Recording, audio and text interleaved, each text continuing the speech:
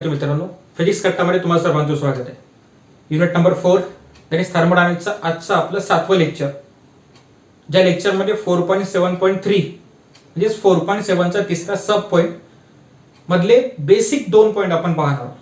Actually 4.7.3 हा एक मोठा पॉईंट आहे, ज्यात क्लासिफिकेशन ऑफ थर्मोडायनामिक प्रोसेसच्या नावाखाली वेगवेगळ्या प्रोसेस शिकायच्या आहेत. ज्यात मग reversible, irreversible process, isothermal process हे 2 प्रोसेस आज आपण आजच्या लेक्चरमध्ये कव्हर करणार आहोत. परत मग आयसोबेरिका, आयसोकोरिका, ॲडियाबॅटिका आणि सायक्लिक प्रोसेस अशा टोटल 6 प्रकारच्या प्रोसेसपैकी 2 प्रोसेस आजच्या लेक्चरमध्ये कव्हर करू. त्यातली सगळ्यात पहिली process means reversible and irreversible process. आता नावाप्रमाणे रिव्हर्सिबल आणि इरिव्हर्सिबल मध्ये रिव्हर्सिबल म्हणजे अशी प्रोसेस की जे प्रोसेस रिव्हर्स होऊन म्हणजे ज्या पाथनं गेलेली आहे त्याच पाथनं वापस येत असेल that is called as reversible process. आणि जे प्रोसेस ज्या पाथनं कव्हर होत आहे परत त्याच पाथनं परत येऊ शकत नाही that is called as irreversible process. आता रिव्हर्सिबल म्हणजे ज्या पाथनं परत येते आणि जे येऊ शकत नाही त्याला इरिव्हर्सिबल एवढंच म्हणून झालं का, तर आन्सर आहे नाही. अजून बऱ्याचशा गोष्टी याच्याबद्दल डिस्कस करायच्या. परंतु इरिव्हर्सिबल प्रोसेसचा एक एक्झाम्पलच्या भरोश्यावर आपण हळूहळू एक कन्सेप्ट क्लिअर करू. 2 ऑब्जेक्ट घेतलेले आहेत. एका ऑब्जेक्टचं टेम्परेचर हाय आहे, कन्सिडर करतो ए नंबरचा ऑब्जेक्ट आहे तो, आणि बी नंबरचा ऑब्जेक्ट ज्याचं टेम्परेचर लो आहे सराउंडिंगच्या कंपॅरिझन मध्ये. आणि दोन्ही ऑब्जेक्ट ए नावाचा ऑब्जेक्ट आणि बी नावाचा ऑब्जेक्ट ज्याचं टेम्परेचर हाय आहे तो ए, ज्याचं टेम्परेचर लो आहे तो बी, दोन्ही एकामेकाच्या कॉन्टॅक्ट मध्ये आणून ठेवून दिले. तर थर्मल इक्विलिब्रियम नुसार एक ऑब्जेक्ट दुसऱ्या ऑब्जेक्टमध्ये हीट एनर्जी हे प्रोव्हाइड करणार आहे. आता नेमका कोणता ऑब्जेक्ट हीट प्रोव्हाइड करत आहे, तर आन्सर आहे हायर टेम्परेचर पासून लोअर टेम्परेचर इकडे हीट मूव्ह होते. मीन्स ऑब्जेक्ट ए पासून तो ऑब्जेक्ट बी च्या इकडे हीट एनर्जी मूव्ह होणार आहे, ट्रान्सफर होणार आहे. म्हणजे एका प्रकारची एनर्जी ट्रान्सफर झाली दुसऱ्या प्रकारची इकडे हायर टेम्परेचर पासून लोअर टेम्परेचर इकडे एनर्जी मूव्ह झालेली. हा बेसिक कन्सेप्ट थर्मोडायनामिक्सच्या पहिल्या लेक्चर पासून आपण सांगत आलेलो. मग प्रश्न असा पडते की ए पासून बी कडे हीट गेली हे नॅचरल प्रोसेस आहे, पण असं कधी झालं का की बी पासून ए च्या इकडे हीट जाताना दिसत आहे. म्हणजे लोअर टेम्परेचरच्या ऑब्जेक्ट पासून हायर टेम्परेचर इकडे हीट प्रोव्हाइड होत आहे, किंवा एखादी लोअर एनर्जी पासून हायर एनर्जी इकडे एनर्जी प्रोव्हाइड होत आहे, असं होताना दिसत नाही. म्हणजे इरिव्हर्सिबल प्रोसेसचा हे एक एक्झाम्पल आहे. आता रिव्हर्सिबल आणि इरिव्हर्सिबल म्हणजे कसं हे एक्झाम्पलून क्लिअर करू. की एखाद्या केसमध्ये ए पासून बी च्या इकडे जशा प्रमाणात हीट प्रोव्हाइड होत आहे नेमका त्याच पाथनं तशाच प्रमाणात बी पासून ए च्या इकडे जर का हीट प्रोव्हाइड झाली that is called as reversible process. आणि ए पासून बी च्या इकडे हीट प्रोव्हाइड होत आहे पण बी पासून ए च्या इकडे हीट त्याच पाथनं तशाच प्रमाणे प्रोव्हाइड होऊ शकत नाही that is called as irreversible process. आता याचे वेगवेगळे कन्सेप्ट आहेत, वेगवेगळे एक्झाम्पल आहेत, त्या एक्झाम्पलच्या भरोश्यावर हळूहळू समजून घेऊ. जसं रिव्हर्सिबल प्रोसेस म्हणजे एकाच पाथनं प्रोसेस येणं जाणं करत आहे. येणं जाणं म्हणजे एका ए पासून बी च्या इकडे, बी पासून ए च्या इकडे, याच्यासाठी असणारा पाथ हा एकसारखा आहे. जर का ग्राफच्या रिस्पेक्टिव्ह समजून घ्यायचा प्रयत्न केला तर परत पीव्ही डायग्राम काढतो. व्हॉल्यूम आणि प्रेशर, इथं कुठेतरी पॉइंट ए आहे, इथं कुठेतरी पॉइंट बी आहे. हा झाला ए पॉइंट, हा झाला बी पॉइंट.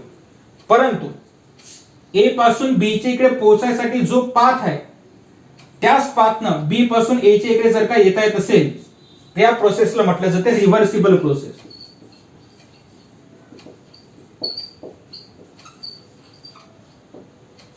आता रिव्हर्सिबल प्रोसेस नेमकं सांगते काय किंवा काय काय एक्सप्लेन केलं जाते याचे जर का बेसिक एक्झाम्पल घ्यायचा प्रयत्न केला तर रिव्हर्सिबल प्रोसेस जसं एखाद्या आईसला मेल्ट केलं आणि त्याच वॉटरला फ्रीज केलं.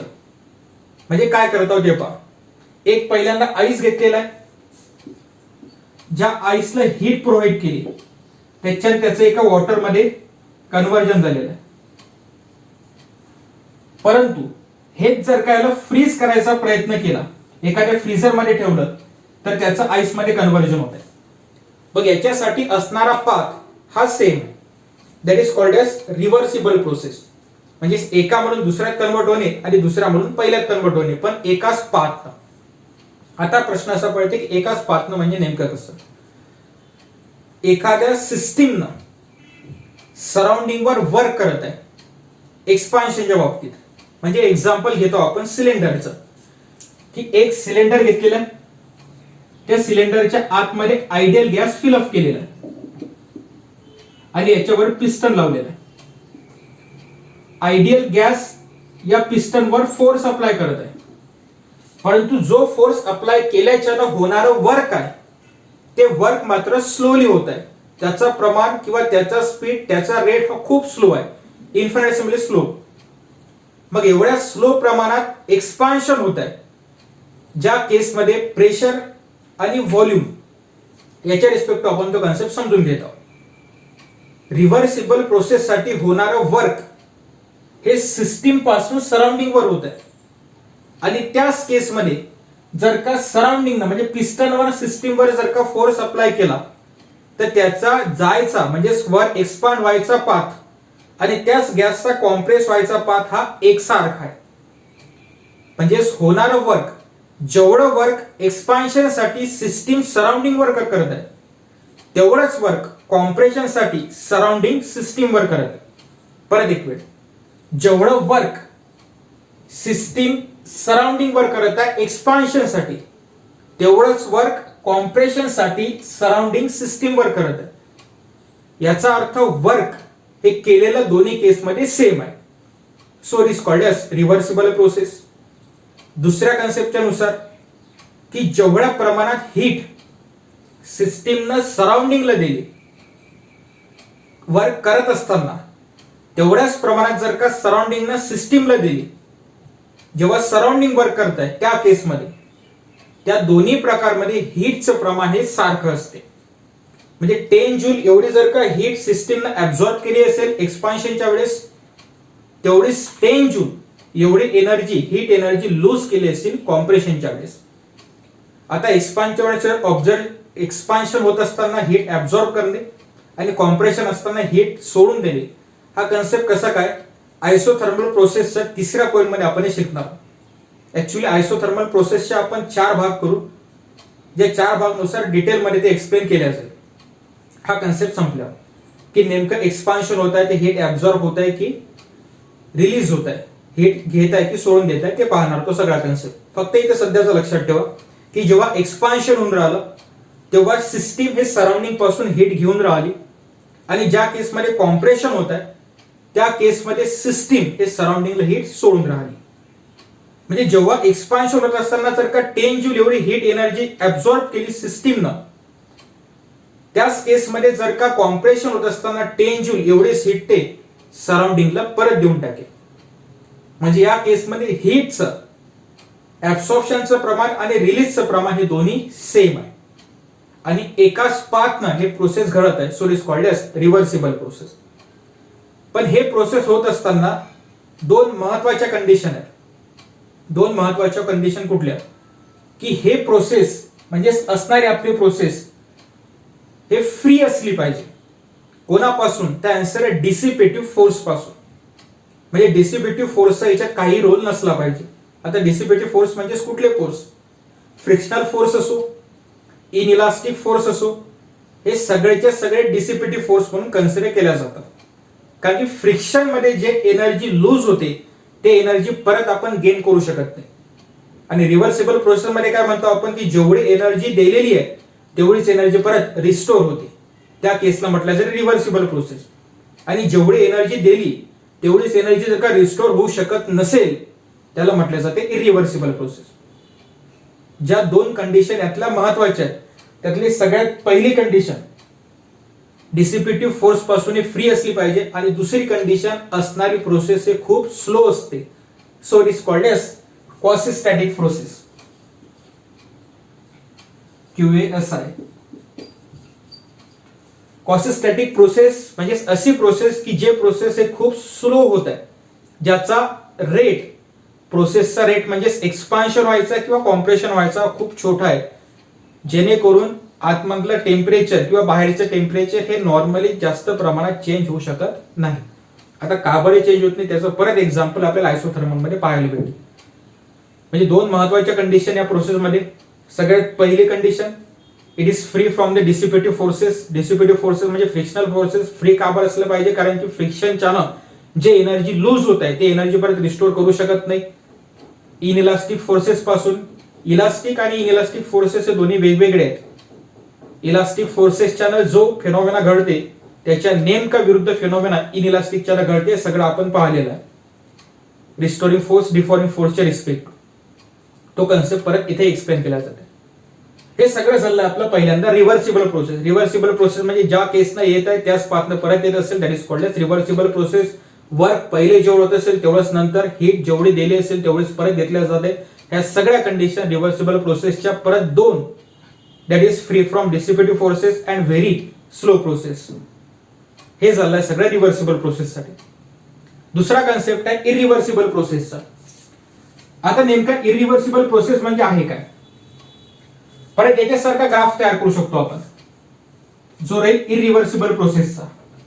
व्हॉल्यूम आणि प्रेशर कन्सिडर करतो, ए पासून बी पर्यंत पोहोचायला जो पाथ आहे त्याच पाथनं बी पासून ए च्या इकडे जाता येत नाही. याचा अर्थ की असणाऱ्या पाथ मध्ये डिफरन्स येत आहे, त्या प्रोसेसला म्हटलं जाते इरिव्हर्सिबल प्रोसेस.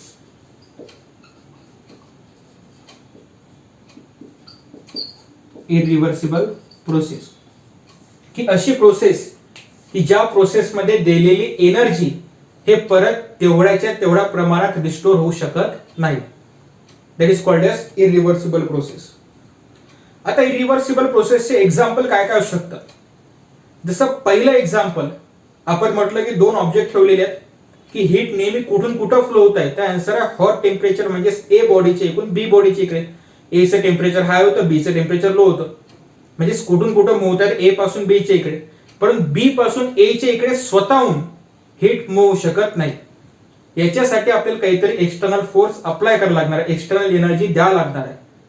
म्हणजे पहिले एवढीच एनर्जी या प्रोसेसमध्ये खर्च होते, त्याच्यापेक्षा कमी जास्त प्रमाणात म्हणजे चेंजच्या प्रमाणात, व्हेरिएशनच्या प्रमाणात एनर्जीचं देवाणघेवाण होते. So it is called as irreversible process. म्हणून दोन्ही याचा रस्ता एकसारखा नसते. कन्सिडर करतो ए पासून बी च्या इकडे जाताना जर का 10 जूल एवढी एनर्जी लागली असेल तर बी पासून ए च्या इकडे जाताना कदाचित 8 जुले लागू शकते किंवा 12 जुले लागू शकते. कमी किंवा जास्त स्वतःवर होत आहे किंवा फ्रिक्शन जर का म्हटलं तर नक्कीच एनर्जी कमी लागणार आहे. म्हणजे कसं की तुमच्या आय थिंक ऍक्टिव्हिटी मध्ये क्वेश्चन दिलेला आहे स्टेट बोर्डच्या बुक मध्ये की हात जेव्हा आपण रफ करतो, जेव्हा पाम पासून तर फिंगरच्या इकडे हात रफ करतो, त्या केसमध्ये काहीतरी वॉर्मनेस तयार होत आहे, म्हणजे एनर्जी तयार होत आहे, म्हणजे हीट तयार होत आहे. हे झाली एक प्रोसेस. आणि जर का फिंगर पासून पामच्या इकडे हात घेतला म्हणजे रिव्हर्स कंडिशनला, तर मग ही कूलनेस तयार होईल का. म्हणजे जर का पाम पासून पुढे नेला, म्हणजे इथून जर का सुरुवात केली पाम पासून फ्रिक्शन करायला, तर हात गरम झाले आहेत. आपल्याला आता थंडे करायचे आहेत म्हणजे रिव्हर्स करायचे आहेत ते. मग रिव्हर्स करायसाठी जर का इथून म्हणजे फिंगर पासून जर का सुरुवात केली तर मग हात थंडे होतील का. ते कसं काय पॉसिबल आहे, कारण की दोन्ही केसमध्ये फ्रिक्शन होत आहे, फ्रिक्शनच्या हीट एनर्जी तयार होत आहे. म्हणजे अशी कुठली गोष्ट पॉसिबल नाहीये. एखाद्या पाण्यात जर का साखर किंवा सॉल्ट ऍड केलेलं असेल तर ते स्वतःहून वेगळं करणं हे पॉसिबल नाहीये किंवा ते स्वतःहून वेगळे होत नाही. So that is the example of irreversible process. Diffusion of gases is the example of irreversible process. Diffusion of gases म्हणजे काय की गॅसचं मिक्सचर घेतलेलं आहे किंवा गॅसच्या मॉलिक्युलची टेंडन्सी आहे ते एकामेकासोबत रिॲक्ट होत आहे. पण टेंडन्सी कोणाची आहे गॅसच्या मॉलिक्युलची, म्हणजे स्वतःहून रिॲक्ट होत आहे.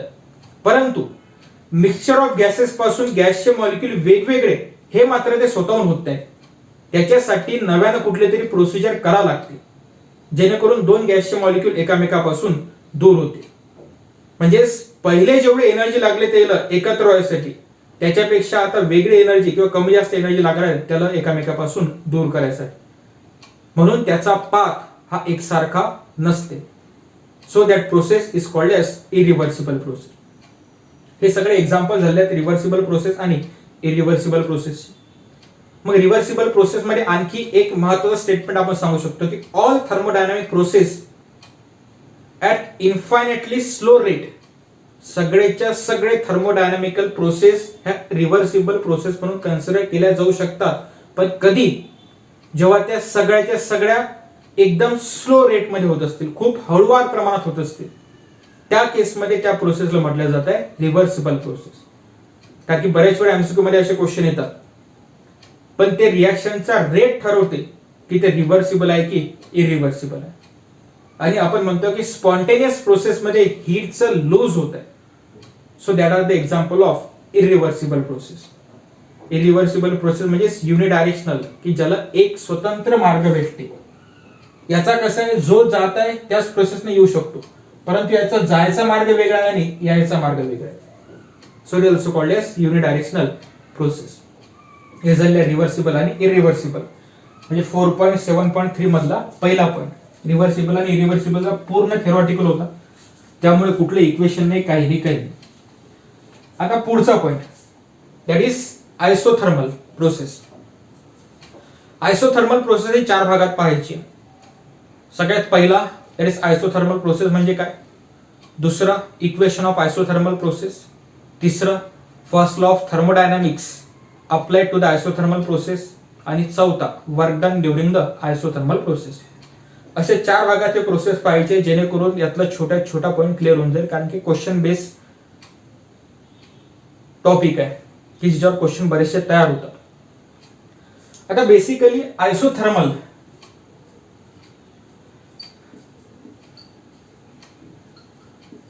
परत आयसो मीन्स सेम आणि thermal which is related to the temperature of heat.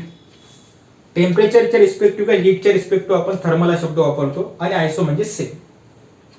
म्हणून आयसोथर्मल म्हणजे की अशी केस किंवा अशी प्रोसिजर ज्या प्रोसिजरमध्ये टेम्परेचर आपलं कॉन्स्टंट राहत आहे. आता टेम्परेचर कॉन्स्टंट राहत आहे म्हणजे नेमकं कसं आणि कुठले एक्झाम्पल त्यात येऊ शकतात. आयसोथर्मल प्रोसिजर पाहत असताना त्यातली पहिली कंडिशन, जसं एखादा गॅस घेतलेला आहे, दॅट इज आयडियल गॅस, आणि जो फिलअप केलेला आहे एखाद्या सिलेंडरमध्ये.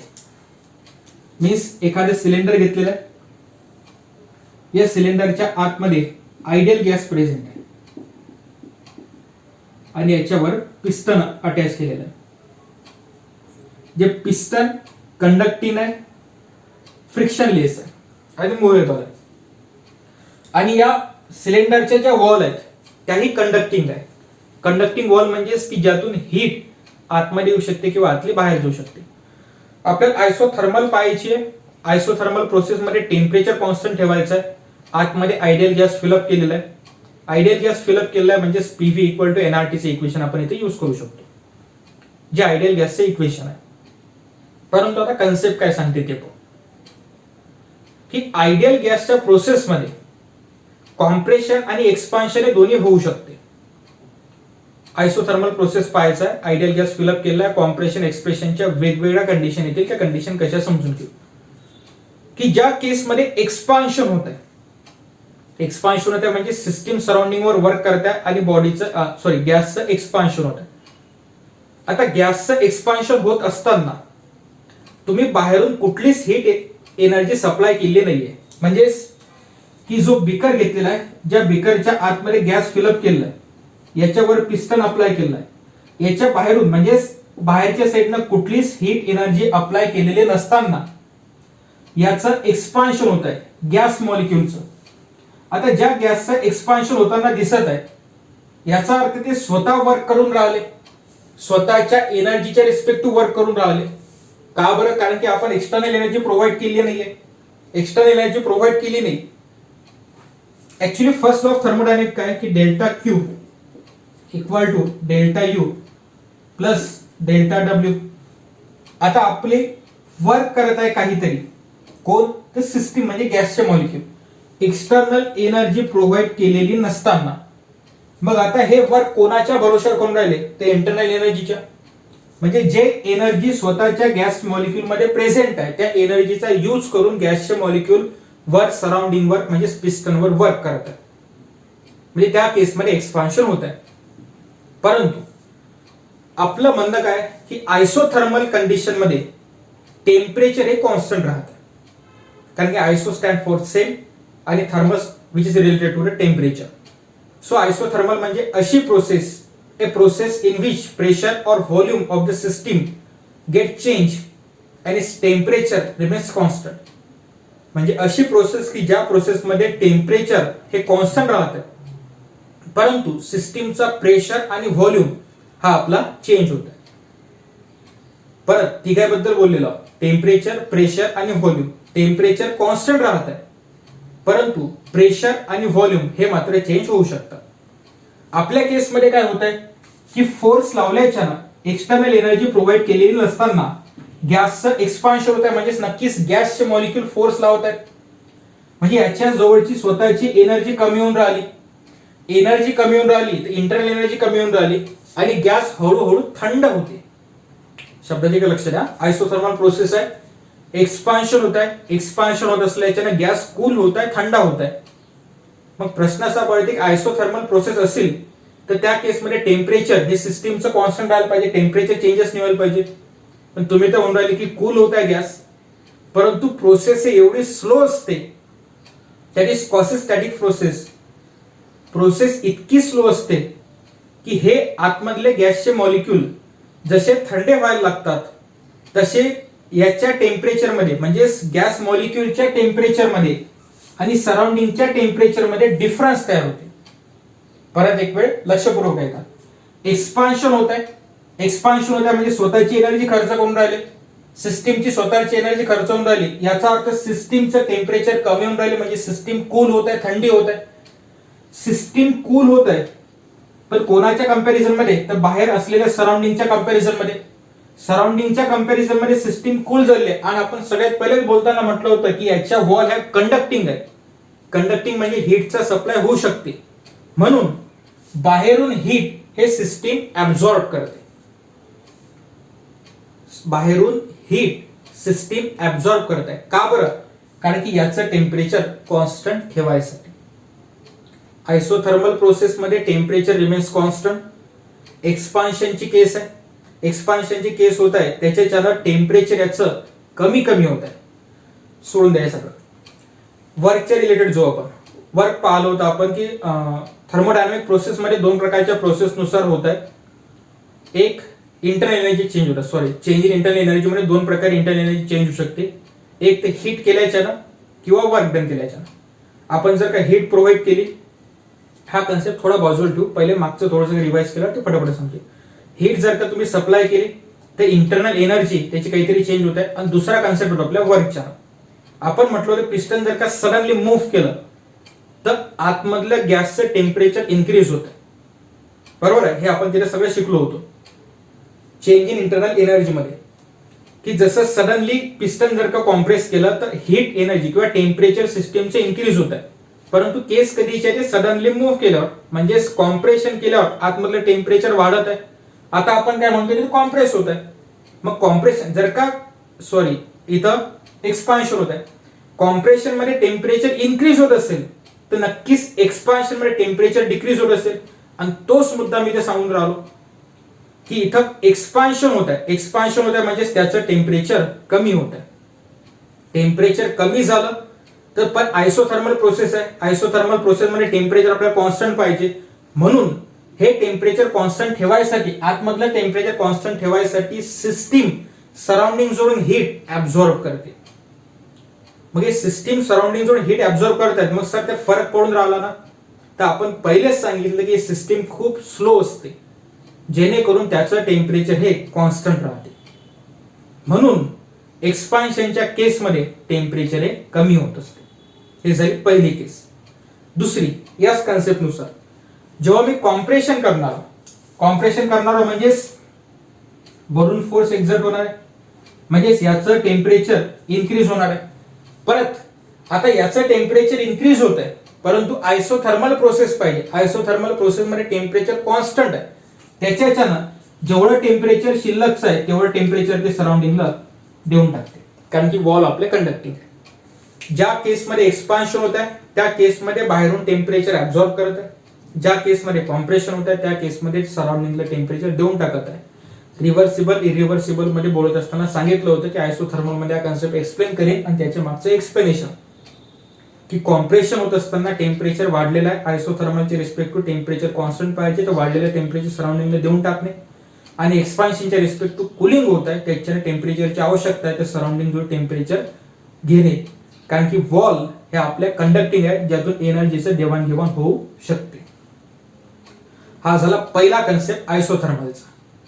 या आयसोथर्मलच्या केसमध्ये तिघाईबद्दल बोललो आपण. त्यात आहे टेम्परेचर, प्रेशर आणि व्हॉल्यूम.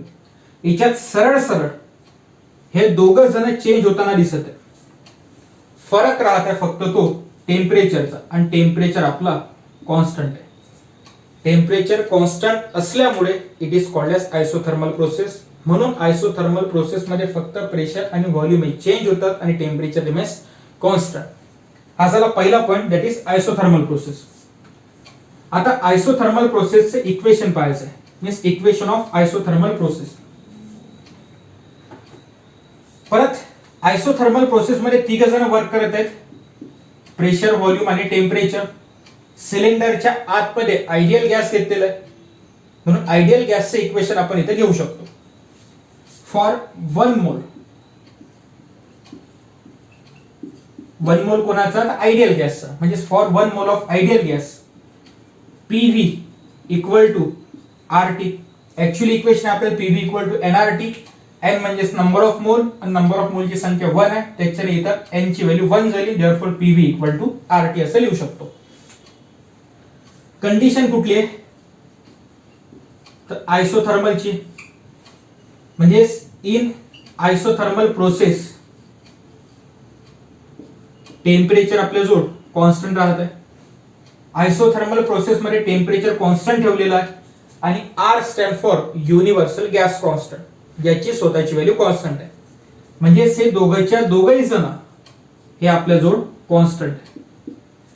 टेम्परेचर कॉन्स्टंट का बरं आहे, कारण की आयसोथर्मल प्रोसेस आणि R stand for universal gas constant जो स्वतःच कॉन्स्टंट आहे त्याच्या दोघांचं प्रोडक्ट एक कॉन्स्टंट व्हॅल्यू आपल्याला भेटून जाईल.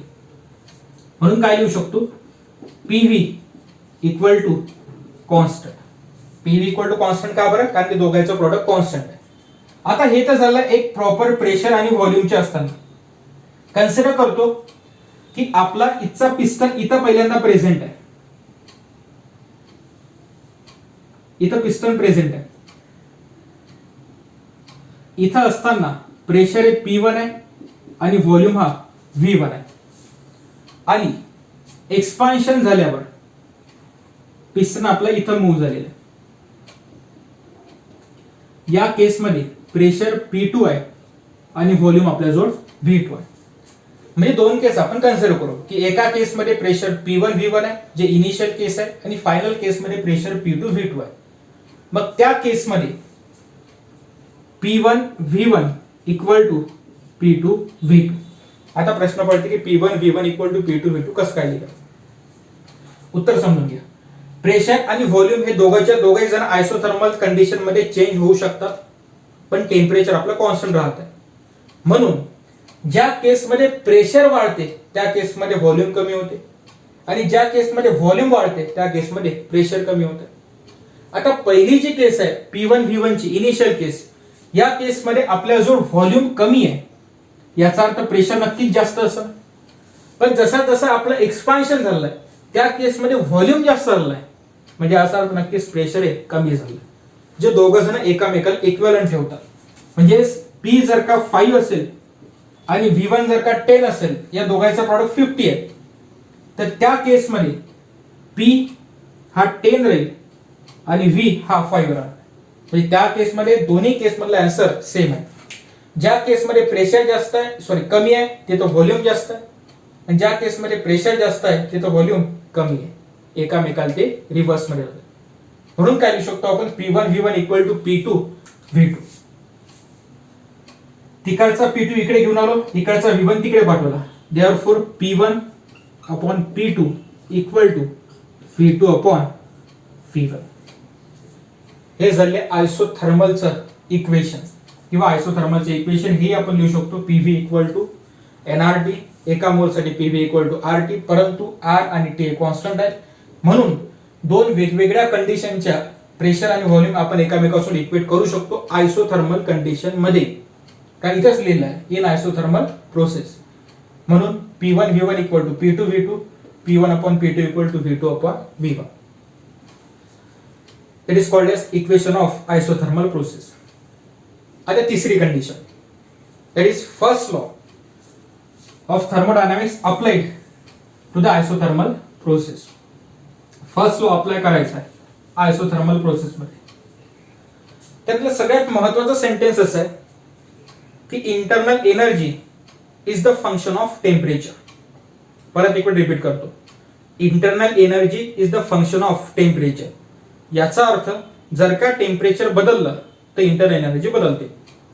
म्हणजे इंटरनल एनर्जी डिपेंड करते टेम्परेचरवर, असा त्याचा शब्द आणि मराठीत अर्थ होते. Internal energy is the function of temperature. आपण जे केस शिकत आहोत ते आयसोथर्मल प्रोसेस मधली आहे आणि आयसोथर्मल प्रोसेसच्या केसमध्ये टेम्परेचर कॉन्स्टंट राहत आहे. आता जर का टेम्परेचर बदलत नसेल तर इंटरनल एनर्जी बदलून नाही राहिली. आणि फर्स्ट लॉ ऑफ थर्मोडायनामिक्स लिहित असताना आपण लिहितो equation delta Q equal to delta U plus delta W. परत डेल्टा क्यू म्हणजे change in heat energy, delta U change in internal energy, delta W change in work. परंतु isothermal process मध्ये temperature constant आहे. Temperature constant आहे म्हणजे internal energy change होणार नाहीये. म्हणजे इंटरनल एनर्जी मधला चेंज किती राहत आहे ते आन्सर आहे 0. कारण की इंटरनल एनर्जी कॉन्स्टंट आहे आपली, कारण की टेम्परेचर कॉन्स्टंट आहे.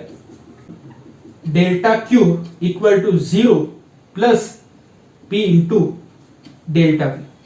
आता P इंटू डेल्टा व्ही म्हणा किंवा P इंटू डीव्ही म्हणा. हा P इंटू डीव्ही हा डीडब्ल्यू च्या इथे कुठून लिहिला, त्याच्या मागच्या लेक्चर मध्ये द पीव्ही डायग्राम पाहिला होता आपण. एक पॉइंट जिच्यावरून वरच्या 3 डायग्राम काढल्या होत्या, एक्सपान्शन, कॉम्प्रेशन आणि प्रेशर कॉन्स्टंट असतानाची. तिथे इक्वेशन आलं होतं, तिथे एक्सप्लेन केलं होतं. जो काय आहे ते डीडब्ल्यू ची म्हणजे डेल्टा डब्ल्यू ची व्हॅल्यू P इंटू डीव्ही आपण लिहू शकतो. म्हणून delta Q equal to P into d V हे इक्वेशन तयार होते फर्स्ट लॉ ऑफ थर्मोडायनामिक्सचा आयसोथर्मल प्रोसेस मध्ये. आता परत याच्यात दोन कंडिशन. पहिली आयसोथर्मल एक्सपान्शन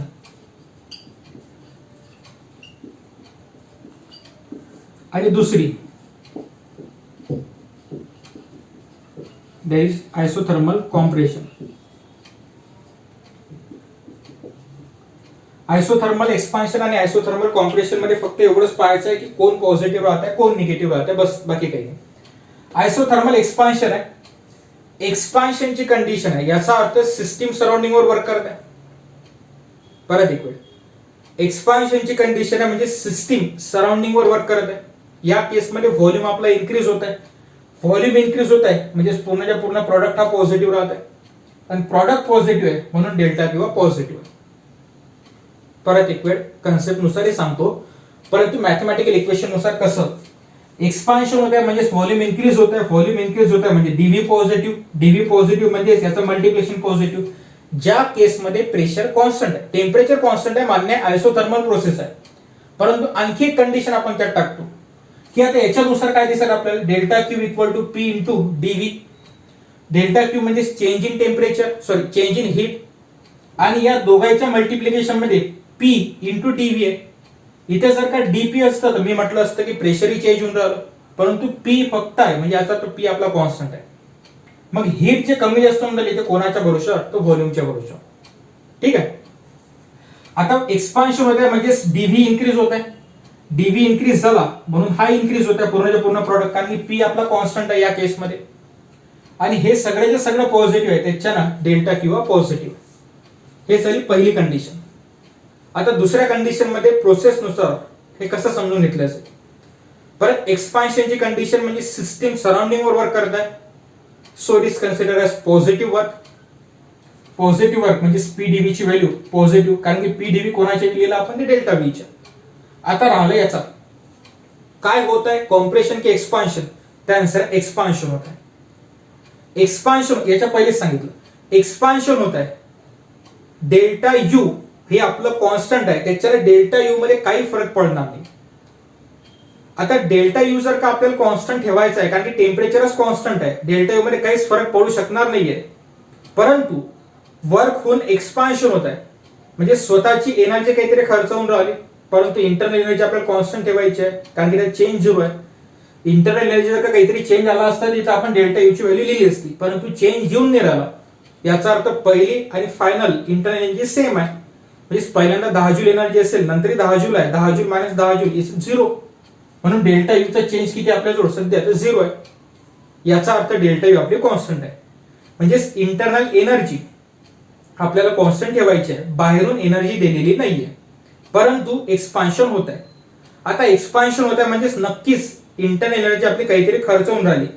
इंटरनल एनर्जी खर्च होऊन राहिली म्हणजे सिस्टीम ही कूल होत आहे, स्वतःचं टेम्परेचर कमी होत आहे. परत सिस्टीम कूल होत आहे तर ते बाहेरून हीट घेणार आहे, म्हणजे कोणा जोडून तर सराउंडिंग जोडून. कोणाला हीट चालली सिस्टीमला, आणि हीटचा कन्सेप्ट आठवायला पाहिजे या केसमध्ये, की ज्या केसमध्ये सराउंडिंग पासून सिस्टीमला हीट प्रोव्हाइड केल्या जाते त्या केसमध्ये heat is taken as positive. परत एक वेळ, ज्या केसमध्ये सराउंडिंग पासून सिस्टीमला हीट दिल्या जात आहे त्या केसमध्ये heat is taken as positive. Surrounding सिस्टीमला हीट का बरं प्रोव्हाइड करत आहे, कारण की वर्क होत आहे. वर्क होत आहे तर कोणाच्या रिस्पेक्ट टू इंटरनल एनर्जीच्या, पण इंटरनल एनर्जी चेंज नाही झाली पाहिजे, इंटरनल एनर्जी चेंज झाली नाही पाहिजे, पण ऑब्जेक्ट आपले जर का एनर्जी खर्च होत असेल तर कूल होऊन राहिले. मग या कूल होऊन राहिले तर याचं टेम्परेचर कमी, बाहेरचं टेम्परेचर जास्त, म्हणजे टेम्परेचर डिफरन्स चाललाय. मग हे आयसोथर्मल प्रोसेस मध्ये आणण्यासाठी बाहेरची हीट एनर्जी आतमध्ये येणार आहे. परत मग सर इथे डेल्टा यू चेंज व्हायला नाही पाहिजे, तर परत हे प्रोसेस खूप स्लो असते, जेणेकरून तो चेंज येत नाही. खूप स्लो असल्याच्याने ते प्रोसेस कंटिन्युअस होत आहे, त्याच्यामुळे त्यात चेंज दिसत नाही. म्हणून सराउंडिंग पासून सिस्टीमला प्रोव्हाइड केलं म्हणून डेल्टा यू आपला पॉझिटिव्ह. हे झाली दुसरी. परत येथे याच्यासारखंच आहे की डेल्टा व्ही कॉम्प्रेशनची केस आहे. कॉम्प्रेशन मध्ये व्हॉल्यूम आपला कमी होत आहे, व्हॉल्यूम कमी होत आहे म्हणजे निगेटिव्ह. परत पी कॉन्स्टंट आहे म्हणजे पूर्ण निगेटिव्ह, हा निगेटिव्ह म्हणून डेल्टा क्यू निगेटिव्ह, किंवा असे म्हटले जाते. कॉम्प्रेशन होत आहे, व्हॉल्यूम कमी होऊन राहिला म्हणजे ते निगेटिव्ह झालेलं आहे. कॉम्प्रेशन झाल्यामुळे हळूहळू होत आहे, परत ते स्लोली कॉम्प्रेशन झाल्यामुळे आतमधलं टेम्परेचर एक इन्क्रीज होत आहे. कॉम्प्रेशन झालं तर टेम्परेचर इन्क्रीज होत आहे, हे आपण मागेही पाहिलं होतं. आणि इन्क्रीज झालेलं टेम्परेचर कमी करायसाठी सिस्टीम पासून हीट सराउंडिंगला प्रोव्हाइड केल्या जाते. म्हणजे या केसमध्ये सिस्टीम पासून हीट सराउंडिंगला दिल्या जात आहे, आणि ज्या केसमध्ये सिस्टीम टू सराउंडिंग हीट जात आहे then heat is taken as negative. असा हा यातला तिसरा पॉईंट आहे. That is first law of thermodynamics applied to the isothermal process. आणि सगळ्यात शेवटचा work done during the isothermal process. याच्यावर आपल्याला एक इक्वेशन भेटणार आहे. सोपे इक्वेशन आहे, सोप्या कंडिशन आहेत. इंटिग्रेशन फक्त यूज करावं लागते आणि लॉगचे फॉर्म्युला यूज करावं लागतं. हे परत शांततेत ऐकायसाठी वाटलं तर एक वेळ रिपीट करून लेक्चर पहा, जेणेकरून याचे पॉईंट सगळे क्लिअर होते. पुढची कंडिशन आता,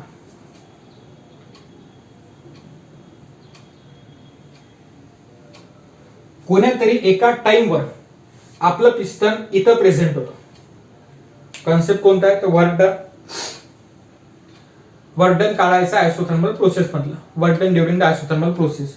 एका कुठल्या तरी टाइमवर आपल्या जो पिस्टन इथं प्रेझेंट होतं की ज्या केसमध्ये याचं प्रेशर पी होतं आणि व्हॉल्यूम व्ही होता. हे कन्सिडर करतो ए पॉइंट, हा कन्सिडर करतो बी पॉइंट. ए आणि बी इनिशियल अँड फायनल पॉइंट आहे, तो कन्सेप्ट नंतर येईल, पण याच डायग्राम मध्ये पर्यंत शिकायचं आहे की पहिल्यांदा आयडियल गॅस घेतलेलं सिलेंडरच्या आतमध्ये वर पिस्टन आहे. पिस्टन असो किंवा आजूबाजूच्या सिलेंडरची वॉल असो, हे सगळे कंडक्टिंग आहेत. याचा अर्थ हीटचं येणं जाणं होऊ शकते. त्यात आयसोथर्मलची प्रोसेस आहे, म्हणजे आपलं टेम्परेचर कॉन्स्टंट ठेवायचं आहे. एका कुठल्या तरी केसमध्ये एका कुठल्या तरी टाइमवर पिस्टन आपला इथं प्रेझेंट आहे, जेव्हा टेम्परेचर पी आणि व्ही एवढं आहे, प्रेशर पी आणि व्हॉल्यूम व्ही एवढं आहे. एक्सपान्शनच्या केसमध्ये हळूहळू सिस्टीम पिस्टनवर वर्क करत आहे, पिस्टन आपला वर गेलेला आहे. जो पिस्टन इथं जाऊन पोहोचला, ज्या केसमध्ये प्रेशर जर का कॉन्स्टंट कन्सिडर केलं, कारण की प्रोसिजर खूप स्लो आहे, तर प्रेशर कॉन्स्टंट कन्सिडर करतो आणि व्हॉल्यूम काहीतरी इन्क्रीज होत आहे. इथून इथपर्यंत गेला म्हणजे त्याने डीएक्स एवढा अंतर कव्हर केलेलं आहे, पण व्हॉल्यूम हा व्ही पहिलेचा व्हॉल्यूम प्लस आणखी थोडासा काहीतरी व्हॉल्यूम इथे इन्क्रीज झाला, म्हणून व्हॉल्यूम काय लिहितो V plus d V. Initial volume V आणि इन्क्रीज झालेला म्हणजे हा एवढा व्हॉल्यूम विच इज कन्सिडर करतो डीव्ही. सर डीव्ही आला कुठून? काय आन्सर आहे? पिस्टनचा area it is consider as A आणि डिस्प्लेसमेंट कव्हर केलेला आहे d X. A into d X area multiplied by displacement means volume, पण डिस्प्लेसमेंट छोटं झालेलं आहे so it is taken as d V म्हणजे छोटा व्हॉल्यूम. म्हणजे सरळ सरळ सिस्टीमनं सराउंडिंग वर वर्क केलेलं आहे, जे वर्क इथं आपण लिहू शकतो dw equal to p into dv.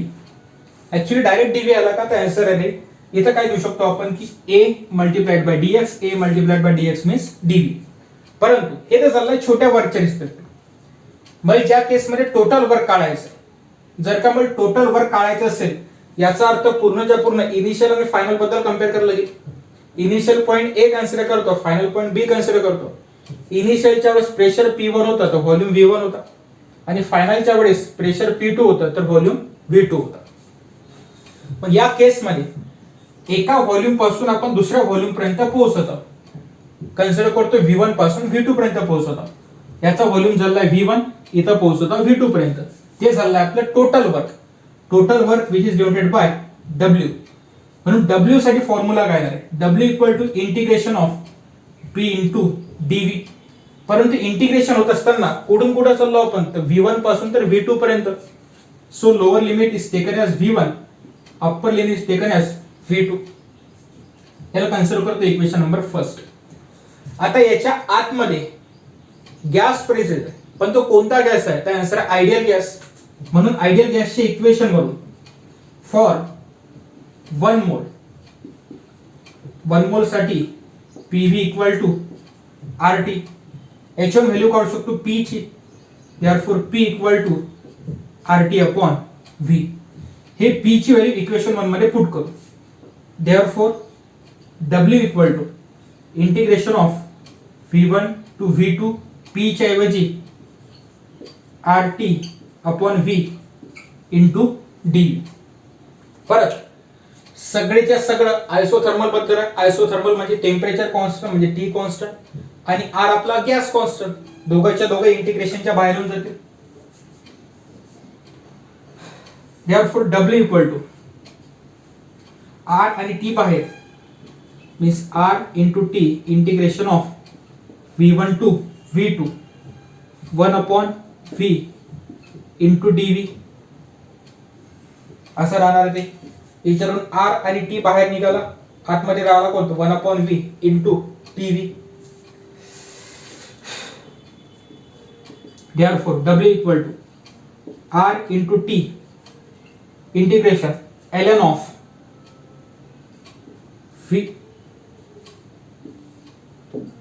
V1 to V2.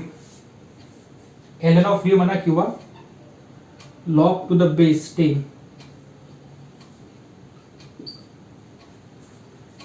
आता कोणाचं इंटिग्रेशन झालं आहे ते तर 1 अपॉन V इंटू dV चं which is equal to log. Integration put करू limit. Therefore W equal to R into T. Limit put केलं तर upper limit minus lower limit म्हणजेच log ln म्हणजेच log to the base E. log to the base E V2 minus log to the base E into V1. परंतु शेवटी आहे कोणा तर लॉगच आहे. लॉगचा कुठला रूल लागला तो log A minus log B means log A upon B असं लिहू शकतो आपण. तर therefore W equal to R into T log to the base E V2 upon V. परंतु हे सगळं झालं log E च्या भाषेत. log 10 च्या भाषेत जर का घ्यायचा प्रयत्न केला तर W equal to 2.303 into R into T into log to the base 10 V2 upon V. हे झालं इक्वेशन की एवढ्या प्रमाणात वर्क होत आहे आयसोथर्मल प्रोसेस मध्ये. आयसोथर्मल प्रोसेसच्या वर्क मधला फॉर्म्युला झाला. किंवा दुसरी एक केस आणखी. हे पाहत असताना आपण टोटल 4 केसमध्ये पाहिला. त्यातला पहिली केस होती आयसोथर्मल प्रोसेस, दुसरी केस होती आयसोथर्मल प्रोसेसचा कन्सेप्ट जो शिकलो होतो त्याच्या रिस्पेक्ट टू, तिसरी फर्स्ट लॉच्या रिस्पेक्ट टू, आणि चौथी म्हणजे वर्क डनच्या रिस्पेक्ट टू.